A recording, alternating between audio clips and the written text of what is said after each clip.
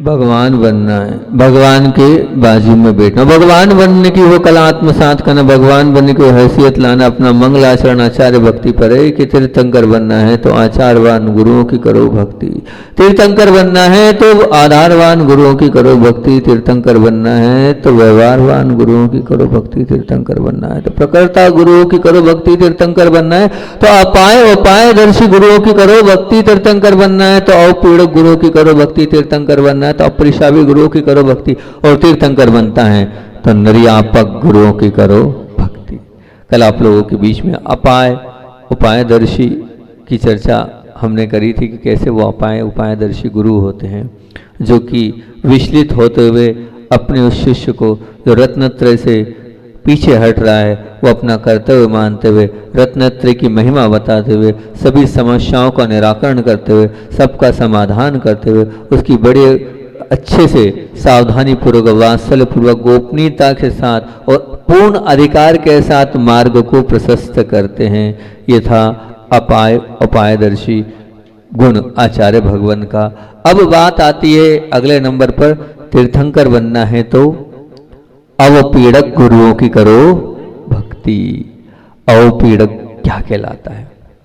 अवपीड़क मतलब अगर कोई शिष्य भयवश अभिमानवश अपने दोषों का निवेदन नहीं करता है तो वो कुशल आचार्य होते हैं, वो समझाते हैं, बहुत अच्छे से बताते हैं, अच्छे से आगम को प्रेषित करते हैं, और नहीं तो डांट डपट कर जैसे भी हो बस शिष्य के दोषों को निकलाना ये अवपीड़क होता है। तो पेट में से सब कुछ निकला लेता है, जो है वो सब बता दो, बहुत बड़ा गुण होता है। क्योंकि किसी की बात को निकला पाना ये अच्छों की बस की बात नहीं होती है कि उसके मन की सब चीज़ें बाहर हो जाए और वो सब कुछ बता दे। बिल्कुल ये निश्चित है, सच्चा आपके पेट में कुछ होगा तो आप हम बताओ कोई निकला पाएगा, लेकिन नहीं, वो आचार्य भगवान सामने वाले के पेट में क्या है ये निकाल पाना उन्हीं के बस का होता है, और ये बहुत बड़ी कला उनके अंदर होती है, इस कार्य में निपुण होते हैं। यही उनका अवपीड़क गुण कहलाता है कि वो किसी तरह से भी हर शिष्य को वो दोष मुक्त बनाना चाहते हैं, वो हर शिष्य को पवित्र और उत्कृष्ट बनाना चाहते हैं, इसलिए वो हमेशा उन दोषों को निकलाने में तत्पर रहते हैं। ऐसा करने में उनका भाव अत्यंत निर्मल होता है। वे ये चाहते हैं कि मेरा शिष्य दोष मुक्त बने, बाकी उनको ऐसा नहीं है कि उनको कोई विकल्प है, बस वो दोष मुक्त पवित्र बनाने का ही उनका वो उद्देश्य होता है। जैसे वो कुंभकार होता है ना, वो कुंभकार कच्चे घड़े को सुंदर आकार देने के लिए कहीं चोट भी करता है, लेकिन भीतर से हाथ को लगाए रखता है, तो ऊपर से चोट मारता है, ऐसे ऐसे करके चोट मारता है। वो घड़ा जो है वो टूटता नहीं है, फूटता नहीं है, बल्कि और सुंदर आकार को ले लेता है और सुंदर मजबूती आ जाती है। बस आचार्य भगवान भी उसी प्रकार से आपके जीवन को अच्छा बनाने के लिए आपको पीटते भी हैं, आपको ठोकते भी हैं, आपको चिल्लाते भी हैं, आपको डांटते भी हैं, आपको किसी माध्यम से वो कहते भी हैं और आपका दोष भी निकला रहे हैं, तो उसको मायाचारी मत समझना। ध्यान रखना कि मायाचारी करके घुमा फिरा कर पूछ रहे हैं, नहीं, वो मायाचारी नहीं है, वो आपको अच्छा करने के लिए घुमा फिरा कर पूछते हैं। तो ऐसे होता है जब घर में माता पिता होते हैं, बच्चा गलती करता है तो किस प्रकार से घुमा फिरा कर आप बच्चे की गलती चाहते कि निकाल दे, वो स्वयं बोल दे।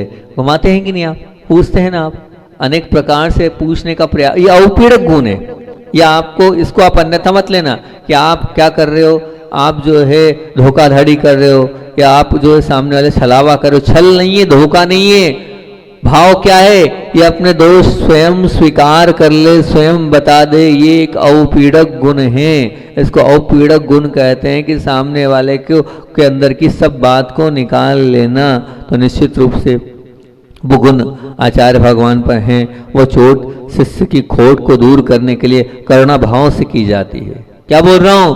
वो चोट शिष्य की खोट दूर करने के लिए करुणा भाव से की जाती है। तो उस चोट को आप ये मानना, मेरे खोट को निकालने वाली ये चोट है, उसे आप गलत मत समझना। और ये होना भी चाहिए। जब तक आचार्य भगवान नहीं संभालते हैं, नहीं बताते हैं, नहीं उसका स्थितिकरण करते हैं, तो वो अपने आप से वो बात को भी वो स्पष्ट बताने के लिए तत्पर नहीं होता है। आचार्य महाराज अपनी शिष्य की गलती का एहसास कराने में सदैव तत्पर रहते हैं, फिर भी वो नहीं मानता है तो तटस्थ हो जाते हैं। एक बार कहने का काम है, एक बार कह दिया, अब आप जानो और आपका काम जाने। लेकिन मेरा कार्य तो है, मैं तो सचेत करूँगा, मुझे तो इसी बात का वेतन मिल रहा है, मुझे तो इसी बात के लिए जो है मुझे खड़ा किया गया है, बताना मेरा काम है, समझाना मेरा काम है, फिर नहीं होता है तो मेरी आज्ञा में नहीं है, उसमें मुझे अपने जीवन में अनुपस्थित कर दिया है, तो फिर मैं क्यों अपने जीवन में उसको उपस्थित करूं? तो फिर वो भी अपने जीवन में उसको क्या कर देते हैं, अनुपस्थित कर देते हैं। जब आपने अपने जीवन से मुझे अनुपस्थित कर दिया है तो मैं क्यों अपने जीवन में आपको उपस्थित रखूं? फिर मैं भी आपको छोड़ने दूंगा, फिर मैं भी आपके साथ कैसा व्यवहार करूंगा, उसी प्रकार का व्यवहार करूंगा। तो बस ये अवपीड़क गुण हम सब के अंदर भी हो और हम सब भी एक दूसरे के प्रति इस प्रकार से दूसरा अच्छा बन जाए, ये भाव रखना चाहिए। जैसे वो डॉक्टर होता है, वो डॉक्टर को क्या करता है, वो डॉक्टर एकदम डायरेक्ट फोड़े को नहीं फोड़ता है, क्या एकदम ठीक नहीं क्या करता है, वो उसे पकाता है। आप लोग भी तो रोज लगे हो, हमारे पैर भी नीचे कहीं पत्ता बांधते हो, तो कहीं वो और दूसरा वो क्या बांधा था, वो अलसी का वो पुलटिस बांधते हो कि महाराज जी वो निकल जाए, पक के बाहर हो जाए, और आप सफल भी हो रहे हो, निकल भी बहुत कुछ गया, बहुत कुछ वो ताकि चलने में भी अब वो जो है आसानी है, इतना कोई दर्द नहीं है, तो पकाया जाता है और फिर उसके बाद वो गंदगी को बाहर निकाला जाता है और पूरी गंदगी बाहर होती तभी ही जो है अच्छे से लगता है। अब पहले चलते भी नहीं बन रहा था, हम भले ही बोल नहीं रहे थे आपसे, एक एक कदम बड़ी मुश्किल से रखा जा रहा था, आहार में खड़े भी होते नहीं बन रहा था, लेकिन हम बड़ी मुश्किल से अपने आप को संभाले खड़े रहते थे।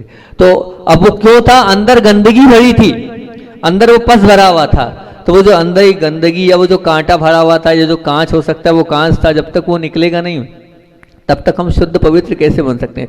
वो निकला, अपने आप पूरे शरीर में प्रशंसा आ गई, अपने आप अंदर से लगने लगे हम स्वस्थ हैं, हम मस्त हैं। हमने सोचा कि कहीं ऐसा ना हो कि वहाँ से आगे आ जाए, जाना है निकलना है तो मैं कैसे जाऊँगा, एक कदम तो चलते नहीं बन रहा है, कैसा क्या होगा, यही मैं सोच रहा था कि आगे कहीं बिहार का निर्देश आ गया तो मेरे तो स्थिति जो है वो खराब है, हो नहीं पाएगा, चल नहीं पाएगा। लेकिन नहीं, बांसा वालों ने वैयावृत्ति करी और वैयावृत्ति करने के बाद वो सब कुछ भी निकाल दिया। उसी प्रकार से गुरु जो हैं वो सब निकालते हैं, उसे पकाते हैं, उसे सहलाते हैं, उसे समझाते हैं और सबको बताते बताते फिर उसको धीरे से फोड़ते हैं और फोड़ने के बाद वो सब कुछ निकाल कर बाहर कर देते हैं।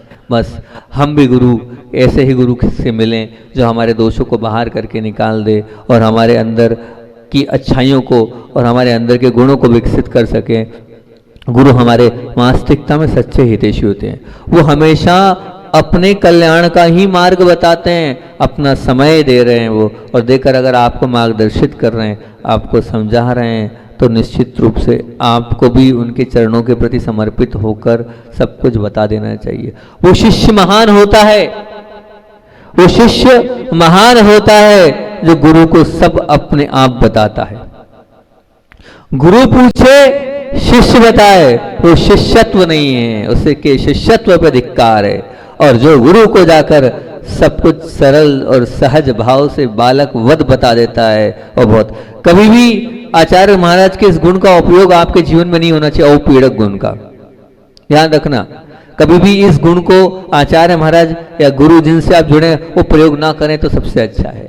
अवपीड़क तो वो है जो निकलता नहीं है, उसको निकालना, वो अवपीड़क कहलाता है। तो वो कार्य आपके जीवन में नहीं होना चाहिए, बिल्कुल नहीं होना चाहिए। नहीं, हम अवपीड़क वाले गुण को गुरुदेव से कहें ही नहीं कि वो हमारे लिए हमारे जीवन में अवपीड़क वाला कार्य करें। नहीं, मैं स्वयं समर्पित होकर सब कुछ बाहर करने को तैयार हूँ, तभी मैं स्वस्थ हो सकता हूँ, तभी मैं मस्त हो सकता हूँ, तभी मैं अपने जीवन को अच्छा बना सकता हूँ। तो वो गुरु जो होते हैं, तीर्थंकर बनना है तो वो अवपीड़क गुरुओं की आप भक्ति करो जो आपके दोषों को निकाल कर बाहर करते हैं। और अगले नंबर का है कि तीर्थंकर बनना है तो अपरिश्रावी गुरुओं की करो भक्ति। बहुत ही मार्मिक गुण ये भी, अपरिश्रावी गुरुओं की करो भक्ति।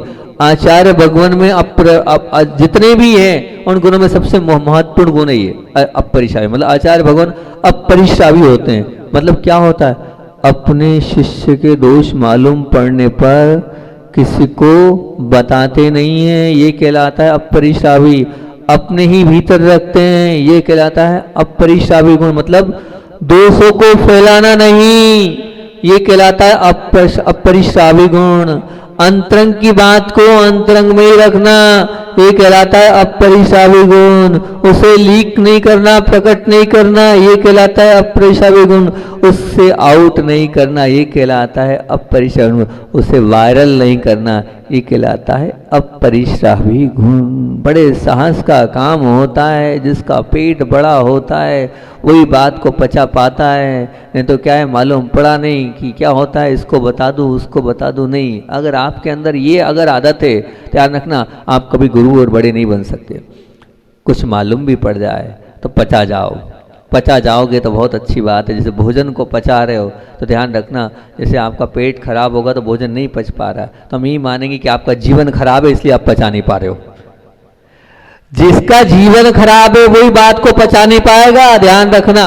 जैसे पेट खराब होता है तो आप पचा नहीं पाते हो अन्न को, बात तो वो जो आपने खाया है। वैसे ध्यान रखना, अगर आपने बात पचा ली तो मतलब आपका जीवन अच्छा, और आपने अगर बात नहीं पचाई तो आपका जीवन खराब, फिर आपका जीवन हमेशा कष्ट में ही रहेगा। ध्यान रखना, जैसे एक बीमार व्यक्ति कष्ट में रहता है, पीड़ा में रहता है, वैसे आपका जीवन भी कष्ट में ही रहेगा। बहुत बढ़िया पता चल रहा है, फैलाओ नहीं, बस अंतरंग की बात को अंतरंग में रहने दो, उसे सब लोगों में प्रकट मत करो, सब लोगों में बात मत बताओ, बिल्कुल नहीं बताओ, बिल्कुल नहीं बताओ। उससे होना कुछ नहीं है।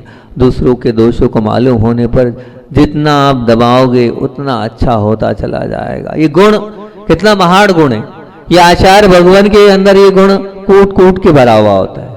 उनके रोम रोम में ये गुण विद्यमान होता है कि वो किसी को कुछ बताते नहीं है। और हमारे अंदर रोम रोम में ये भरा है कि हम क्या करते हैं, मालूम हुआ नहीं और सबको बताते हैं। ये हमारे अंदर है, हम यही करते रहते हैं कि उसने क्या किया, इसने क्या किया, ये क्या कर रहा है, वो क्या कर रहा है, और इसको कर कर हम अपने स्वयं के कर्मों को बांधते चले जाते हैं। नीच गोत्र का बंद करते हैं पर की निंदा करके, पर के दोषों को देखकर। उच्च गोत्र, इसलिए आचार्य भगवान जो है हर क्षण हर पल उच्च गोत्र का बंद होते रहता है। क्या करते हैं, क्योंकि ढकने का काम करते हैं, उघाड़ने का काम नहीं करते हैं, हमेशा संभालने का काम करते हैं। हमारे भी अंदर किसी को कानों कान खबर नहीं होने देते। क्या गुण है उनके अंदर, विचार करना। सबसे पहली बात मैं बताऊं आपसे, वो क्या बोलते हैं, पहली बात पूछते हैं, आचार्य महाराज, हालांकि बताना नहीं चाहिए लेकिन बता रहा हूं, क्यों, आप तो ये बताओ, ये बात किस किस को बताई आपने। तो अच्छा श्री जी अभी उनको पता है, उनको पता है। अब पहले कायसर, अभी वो प्रायश्चित की बात नहीं कर रहे हैं, देखना क्या गुण है उनके अंदर। अब ये मत पता करना मुझे कैसे पता चला, अब ये बात पूछना कैसे पता चला। बोले सबसे पहले कायसर करो, काय का, कि अब किसी को नहीं बताऊंगा। बोले अब किसी को नहीं बताऊंगा, आपने मुझे बता दिया ना, अब आप फ्री हो गए। अब आपको किसी को नहीं बताना है कि ऐसा है, इस प्रकार से मेरे साथ हो गया, ये इस प्रकार से मैंने कर दिया, इस प्रकार से हो गया। बिल्कुल कायसर करो। क्या गुण है आचार्य महाराज में, कायसर किसका करा रहे हैं, पहले कायसर करो, अब किसी को बताऊंगा नहीं मैं। ये वाला कायसर पहले होता है। प्रायश्चित की बात तो दूर, क्या किया है उसकी बात तो हम दूर बाद में करेंगे। मतलब कितनी चिंता है कि तुम बताओगे तो तुम्हारी बदनामी होगी, और तुम्हारी बदनामी होगी तो तुम्हारा जीवन अच्छा नहीं बन पाएगा। तो सबसे पहले इसी चीज़ को बताते हैं कि किसी को बताना नहीं, कानों कान खबर नहीं होने देते हैं अपने शिष्य के दोषों को जानकर भी उस शिष्य के प्रति घृणा भाव नहीं आता उनके मन में, और वो क्या, उनकी दृष्टि में जो शिष्यत्व का सम्मान था वो सदैव बना रहता है। वो एक ही चीज़ बोलते हैं और एक ही चीज़ सोचते, गलती सबसे होती है। ये जीवन में उनके आधार होता है, ये बेस होता है कि गलती सबसे होती है, गलती हो गई है, कोई बात नहीं, कर दी, करने के बाद आप स्वीकार कर रहे हो, ये बहुत बड़ी बात है, ये अपने आप में बहुत बड़ा काम है। लेकिन आप उसको क्या करो, उसको सबके बीच में मत रखो। वे तो दया भाव से दोषों को मुक्त करने का उपाय सोचते हैं कि वो जो दोष हो गया है उसे किसी प्रकार से भी हम अलग कर दें, किसी प्रकार से वो दूर हो जाए, बिल्कुल हट जाए। ध्यान रखना, दोषी व्यक्ति की निंदा करने से वो दोष से मुक्त नहीं होता है, बल्कि दोष वो दयापूर्वक और प्रेम भाव से समझाओगे तो भी वो दोष से मुक्त होगा। ये निश्चित है, अगर दोषी व्यक्ति की आप बार बार बात करोगे तो उसके दोष बढ़ने हैं, कम नहीं होने वाले हैं। अगर मान लीजिए आपके घर में बच्चा है, तो बच्चे को यदि आपने सबके सामने गलतियों के लिए उसको डांटा या सबके सामने उसको जलील किया, लांछित किया, तो उसके मन में ये विचार आएगा ना, अब तो सबको पता चल ही गया है। जब सबको पता चल ही गया है तो काहे का डरना, अब खुलेआम करो। बीड़ी पीता हूँ, सिगरेट पीता हूँ, खुलेआम पियो। तंबाकू खाता हूँ, खुलेआम करो। ड्रिंक करता हूँ, खुलेआम करो। अब पाप की जब परमिट मिल ही चुकी है और सबको मालूम पड़ ही चुका है, तो हम बहुत अच्छे से करें ना। आप स्वयं अपने बच्चों को, अपने परिवार वालों की गलती को अगर सब लोगों के बीच में बोलते हैं, समझाते हैं, तो उससे आप स्वयं उसके पाप का समर्थन करते हैं, उसके पाप को बढ़ावा दे रहे हैं, खुलेआम बढ़ावा दे रहे हैं, खुलेआम आप उसको सपोर्ट दे रहे हैं। अरे तो कहाँ, कब, किस जगह डांट रहे हो? सबके बीच में तो जलील कर दिया आपने, सबके बीच में तो कहते हैं, आपकी गंदी भाषा में कह सकते, सबके मन में तो आपने उघाड़ कर उसको नग्न कर दिया आपने। क्या बचा उसका? कुछ बचा ही नहीं उसका। और उसके बाद अब आप बड़ी उससे कह रहे हो कि अब नहीं करना, बिल्कुल नहीं मानेगा वो आपकी बात, और मानना भी नहीं चाहिए उस व्यक्ति को। मैं तो खुला कहता हूँ, क्या मानना चाहिए? ये कोई प्रेम है? ये कोई वात्सल्य, कोई ये स्नेह है? अगर तरीका ऐसा थोड़ी होता है स्थितिकरण का, तरीका ऐसा थोड़ी था उपगुण का। कहाँ गया आपका उपगुण, कहाँ गया आपका स्थितिकरण? आप सम्यक दृष्टि हो ना। सम्यक दृष्टि का कार्य क्या है? सम्यक दृष्टि किसको बोलते हैं? 8 गुण, ये 8 अंग, ये होना चाहिए। इन 8 अंगों के बिना सम्यक दर्शन नहीं होना है। तो वहां उघाड़ना नहीं बोला है, वहां ढकना बोला है। वहां उपगुण का मतलब ढकना होता है। ये आप परिशावी गुण यही है, ढको, जितना ढक सकते हो ढको। जितना आप ढकोगे उतना भला होता चले जाएगा, और जितना आप उघाड़ोगे आपका खुद का सम्यक दर्शन धूमिल करते चले जा रहे हो। हम अपने सबके बीच में लें, अपने खुद की बात करें। हर ऐसा नहीं है गुरु और शिष्य की बात हो रही है, हर घर की कहानी है। चाहे बाप बेटे की कहानी ले लो, चाहे बाप बेटी की कहानी ले लो, बेटी की भी कहानी, सबकी कहानी ले सकते हो। लेकिन नहीं, इस गुण को हमें सीखना चाहिए। उसका तो बहुत अच्छा तरीका यही है कि एक अच्छे माता पिता, एक अच्छे गुरु, या एक अच्छा मित्र, या एक अच्छा साथी, वो ऐसा ही होता है सबके सामने तो वो प्रशंसा करे, लेकिन अकेले में आकर गलतियों को बता दें, और अकेले में आकर दूसरी को अगर बता देंगे तो निश्चित रूप से वो गलती सुधर जाएगी, वो गलती अच्छी हो जाएगी, उसके दोष निकल जाएंगे। और अगर मान लीजिए आप नहीं बता पा रहे हैं, नहीं तो ध्यान रखना, कितना ही कुछ कर लेना, लेकिन वो जो है वो सुधरने वाला नहीं है, और ना ही आप सुधार सकते हो, ना ही आपके अंदर वो सुधारने की ताकत है। कुछ तो कुछ कमी आपकी भी तो होगी, कहीं ना कहीं आप में भी तो होगा ऐसा, तब तो वो जो है वो उधर बहका है। या तो आपने संस्कार नहीं दिए, या आपने संभाल नहीं करी, या आपने उसको जितना चाहिए और जितना देना था उतना नहीं दिया, तब तो बहका है। अगर वो बहका है, अटका है, तो सब उसी पर मत ढोलो। कुछ अपनी भी जिम्मेदारी लो कि मेरी भी कुछ गलतियां थी, मेरी भी कुछ गलतियां हैं, मेरा भी उसमें कुछ ना कुछ कारण हो। जब आप सामने वाले के साथ अच्छा व्यवहार नहीं करते हो, तभी वो है भटकता है, तभी जो है वो गलत जाता है। तो वो गलत जा रहा है, वो भटक रहा है, गलती हो रही है, तो आप उस गलती को ढको, जितना ढक सकते हो उतना ढको। ढकना ही सच्चा धर्म है। कल भी कहा, आज फिर कह रहा हूं गुरु जी की इस बात को, अपराधी से बेर, क्या बोला था मैंने? अपराधी से बेर, अपराध से बेर करो। बिल्कुल, ये गुरुदेव कितनी बार बोलते थे, अपने हर प्रवचन में बोलते थे कि अपराध से बेर करो, अपराधी से नहीं। और हम क्या करते हैं, हम अपराधी से बेर करने लग जाते हैं, और जब अपराधी से बेर हो जाता है तो वो अपराधी और बड़ा अपराधी बन जाता है। उस अपराधी को बनाने वाले कौन है? हम स्वयं उसके निर्माता हैं, हम स्वयं उसको बनाने वाले हैं, क्योंकि हमने इस प्रकार का सामने वाले से व्यवहार किया है। उस व्यवहार से वो और ऊंचा उठता चला जा रहा, और अपने जीवन में उस पाप की श्रृंखला को बढ़ाता ही चला जा रहा है। अरे भैया, आप ये विचार करना ना, दुनिया बताएगी उसकी अपेक्षा आप बताओगे तो अच्छा क्या? दुनिया बताएगी वो अच्छा है कि आप बताओगे वो अच्छा है? हम खुद बताएंगे वो ज़्यादा अच्छा है ना। हमारी वास्तविकता हम खुली करेंगे तो वो पर्ची बहुत अच्छी होती हैगी, वो कार्य बहुत अच्छा होता हैगा। और दुनिया अगर आके बताएगी तो क्या मतलब? आचार्य श्री जी बोलते थे, बोले भैया इसी चीज को अगर आप बोल देते ना तो आपके नंबर बढ़ जाते। इसी बात को आप बोल देते तो बहुत अच्छा लगता है, इसी बात को 4 लोगों ने मुझे आकर बताया तो वो अच्छा नहीं है। तो आप स्वयं आगे रह के अगर बताओगे तो बहुत अच्छी बात है। विश्वास रखो, ये अपरिश्रावी गुण हैं। इस अपरिश्रावी गुण के वो बहुत बड़े, कहना चाहिए कि एक मसीहा होते हैं आचार्य भगवान, उनके अंदर ये बहुत बड़ा गुण होता है। ये इतने सारे गुण आप लोगों को इसलिए भी बता रहा हूँ मैं कि गुण हमारे अंदर भी होना चाहिए, हम भी इन गुणों को अपने जीवन में लाएं। तो क्या आप इतना, ये अपरिश्रावी गुण शब्द कठिन है पर उसका भाव क्या है? उसका भाव इतना ही है कि दोष मालूम पड़ जाए तो उसको क्या करना है? बताना नहीं है, और बल्कि उसको, ये गुण है अपरिश्रावी और कुछ नहीं है। बात तो वही है, उसका नाम बदल दिया तो उसको अपरिश्रावी बोल रहे हैं। तो मैं आपसे यही पूछ रहा हूँ, यहाँ इतने सारे लोग बैठे हैं और भी बहुत सारे लोग सुन रहे हैं इस बात को, क्या ये अपने जीवन में ला सकते हैं इस गुण को, इस अपरिश्रावी गुण को अपने जीवन में ला सकते हैं कि नहीं? कुछ भी हो जाए, बहुत बार इस बात को बोल चुका हूं मैं, अगर इतना सा आपने ये गुण अपने अंदर ले आए तो सच में आप भी आचार्य भगवान जैसा बन सकते हैं। आप सब बनना है गुरुदेव जैसा, लेकिन गुरुदेव जैसा बनना है तो गुरुदेव क्या करते थे हम वो क्यों नहीं कर रहे हैं? ये करें ना कि वो क्या कर रहा है हम उसको ढकें। तो ये कर सकते हो कि हम दूसरों के दोषों को ढकेंगे, और दूसरा वो दूसरा नहीं है, वो दूसरा आपका अपना ही है। या तो आपके अपने परिवार का होगा, अपना ही खून होगा, या अपने समाज का होगा, और कौन होगा? और कोई दूसरा थोड़ी है। जिनके साथ आप रह रहे वो आपके अपने ही तो हैं। उन आपके अपने को आप संभाल लोगे तो कितना अच्छा हो जाएगा। वो आपके अपने को आप अगर देख लोगे तो कितना अच्छा हो जाएगा।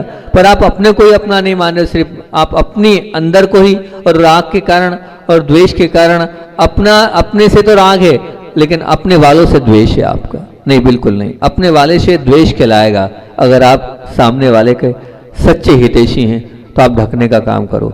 या लोग इतना नियम ले लेंगे, ठीक है हमें कुछ मालूम पड़ेगा तो हम क्या करेंगे? हमेशा कैसा कार्य करेंगे?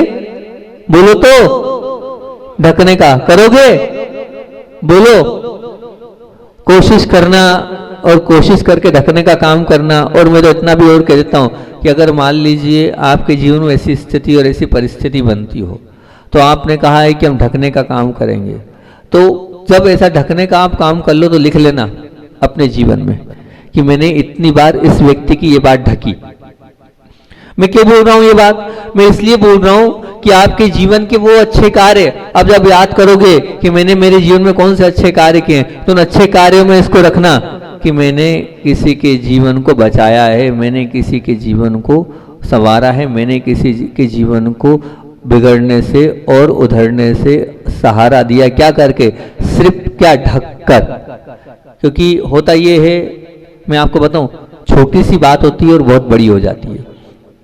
ढकने का काम होना चाहिए लेकिन आप ढकते नहीं हो। क्या होता है? बात इतनी सी होती है और क्या हो जाती है? इतनी बड़ी हो जाती है। काम ढकने का था लेकिन आपने ढका ही नहीं उसको, और आपने उसको, उस छोटी सी बात को बहुत बड़ा कर दिया, तो वो अब कहीं की कहीं पहुंच गई। अब बहुत सारे उदाहरण हैं, जैसे मान लीजिए किसी ने कुछ कर दिया है, अब वो कर तो दिया है, अब हो भी गया है, होने के बाद आपने एक से बोला, उसने क्या किया?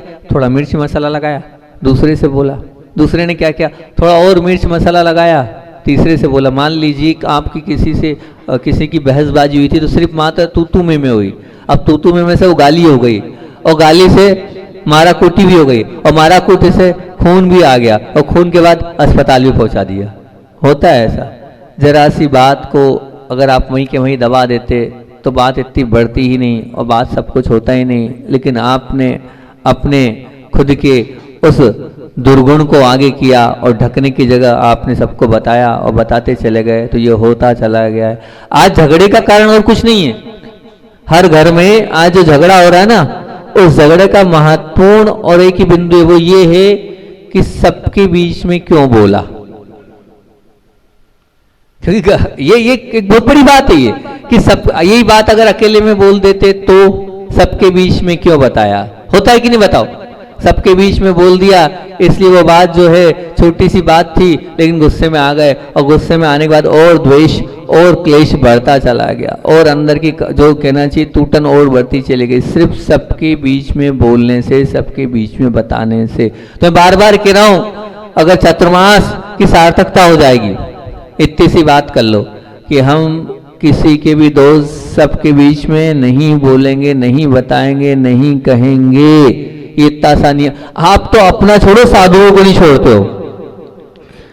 आप अपना छोड़ो, साधुओं को नहीं छोड़ते हो। कहीं बुलावा होता है, कहीं कुछ इकट्ठे होते हो, आप 5, 7, 8, 10 महिलाएं, तो वहाँ साधु को आप लपेट लेते हो और साधु की बुराइयां चालू कर देते हो। ये ऐसा कर रहे हैं, वो वैसा कर रहे हैं, ये ऐसा नहीं है, वो वैसा नहीं है। अगर ये सब कार्य आपके जीवन में हो रहा है और अगर आप ये कर रहे हो तो ये अवपीड़क गुण से आप बहुत दूर हो। मैं तो चाहता हूं कि अवपीड़क गुण आपके जीवन में उतरता चला जाए, अवपीड़क गुण आपके अंदर आता चला जाए, तो निश्चित रूप से आपका जीवन बहुत अच्छा बन जाएगा। और अब अगली बात तो बहुत सुंदर सी है, वो है कि आखिरी और अंतिम बिंदु बचा है। आखिरी 2 मिनट बचे, आखिरी और अंतिम गुण बचा है। उसको बहुत अच्छे से नहीं, वो तो लंबा ही है, वो सुंदर सा गुण है निर्यापक वाला, उसको तो मैं कल ही आपके बीच में रखूंगा। आचार्य भगवान की बात को रख देता हूं ताकि आचार्य भगवान का संस्मरण हमारा छूटे नहीं।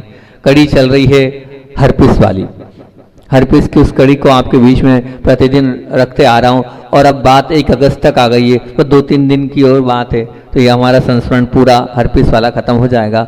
1 अगस्त को आचार्य महाराज जो है अब स्वस्थ होने लगे, अब सोच भी थोड़ा और लंबा चलने लगे और जाने लगे।